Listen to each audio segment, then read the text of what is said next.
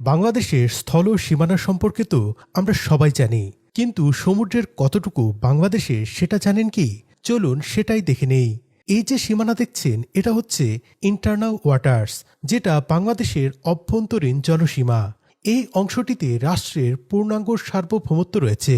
এটি কিন্তু দেশের ভেতরের যে নদীগুলো সেটার মতোই একটি অংশ, এবং বাংলাদেশের যে আয়তন আমরা হিসেব করি সেখানে এই অংশটিও গণনা করা হয়।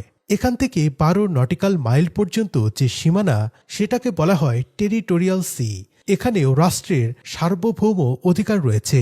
এখানের জল, বায়ু, সমুদ্রতল, এমনকি সমুদ্রের তলদেশের সম্পদের মালিকও বাংলাদেশ।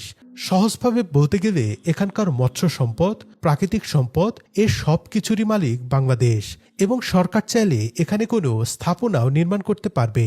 অন্য কোনো দেশের জাহাজ বা উড়োজাহাজও অনুমতি ছাড়া এখানে প্রবেশ করতে পারবে না। এর পরের 12 নটিক্যাল মাইল সীমানাকে বলা হয় কন্টিজিয়াস জোন। এই অংশটির উপর রাষ্ট্রের সার্বভৌম অধিকার নেই। এখান দিয়ে বেসামরিক উড়োজাহাজ অনুমতি ছাড়াই চলতে পারবে।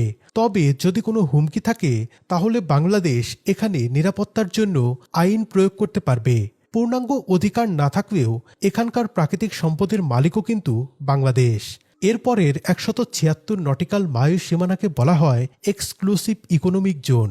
এখানকার যত মৎস্য সম্পদ এবং তলদেশের যত প্রাকৃতিক সম্পদ সেটির মালিক বাংলাদেশ, কিন্তু এখানকার জলপথ এবং আকাশপথের উপর বাংলাদেশের কোনো অধিকার নেই।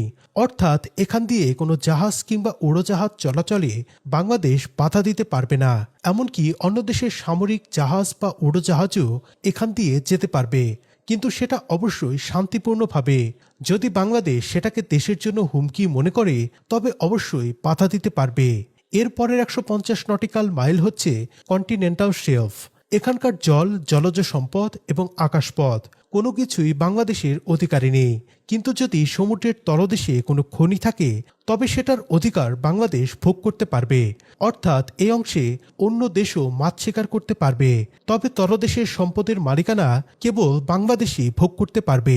এখান দিয়ে বিনা বাধায় বিদেশি সামরিক যানও চলাচল করতে পারবে। আর এর পরের অংশ হচ্ছে হাইসিস বা উন্মুক্ত অঞ্চল। এই জায়গা কোনো দেশের আওতাধীন নয়, এটা আন্তর্জাতিক জলসীমা। এখানে সব দেশেরই সমান অধিকার। আশা করি বাংলাদেশের সমুদ্র সীমা সম্পর্কে পূর্ণাঙ্গ ধারণা পেয়েছেন। ভিডিওটি শেয়ার করে সবাইকে জানার সুযোগ করে দিন।